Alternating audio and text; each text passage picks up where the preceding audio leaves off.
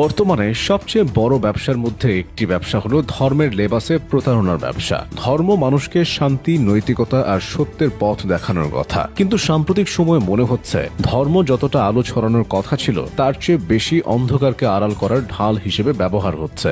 সমাজের এক শ্রেণীর মানুষ ধর্মের পবিত্রতাকে পুঁজি করে গড়ে তুলেছে প্রতারণার সাম্রাজ্য, যেখান থেকে বেরিয়ে আসা প্রত্যেকটি গল্পই যেন আগেরটির চেয়ে বেশি অবিশ্বাস্য।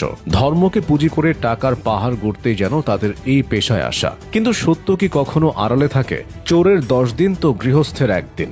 সত্য একদিন না একদিন বের হয়েই আসে। ঠিক কিছুদিন আগে আবু তোহা আদনানের কথাই ধরেন না, কি ধরাটাই না খেলো বেচারা। যে বউ নিজের জীবনকে বাজি রেখে পুরো মিডিয়ার সামনে নিজের স্বামীকে খুঁজে বের করার জন্য গলা উঁচিয়ে কথা বলল, যে স্ত্রী তার স্বামীকে এতটা ভালোবাসে, শেষমেশ সেও মুখ খুলতে বাধ্য হলো আদনান সাহেবের বিরুদ্ধে।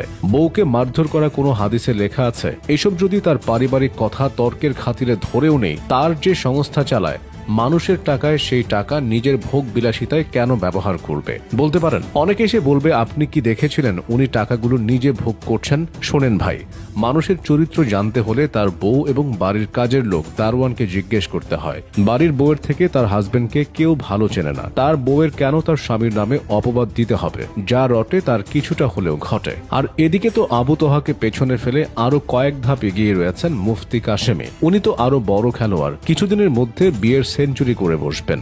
একের পর এক বিয়ে, আবার ডিভোর্স, তারপর নতুন বিয়ে। মনে হয় যেন মানুষের জীবনের অনুভূতি তার কাছে খেলনা মাত্র।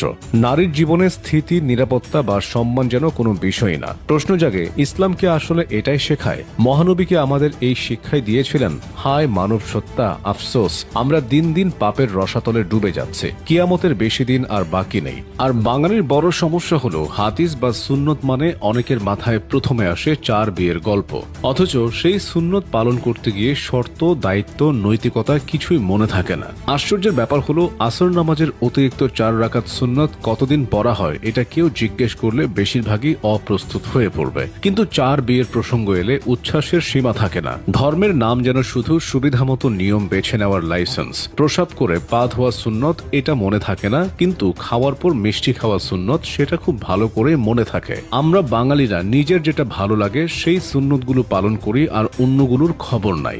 এখন তো মোল্লারাও এক হয়েছে। তরুণ সমাজকে কি আলোর দিশা দেখাবে? নিজেরাই অতলে ডুবে যাচ্ছে। এই যে আমির হামজা রাশমিকাকে মন্তব্য করে কতভাবে সমালোচিত হলো, নানা সময় নানা রকম বেফাস মন্তব্য করে বসেন। তারেক মনোয়ারও কম যান না চাপাবাজির ব্যাপারে। এক একজনের থেকে বড় চাপাবাজ। এখন তো আবার আমির হামজা জামায়াতের হয়ে নির্বাচনের প্রচারণা চালাচ্ছেন। কৃষকের জমিতে ধান কেটে সাহায্য করার দৃশ্যে তাকে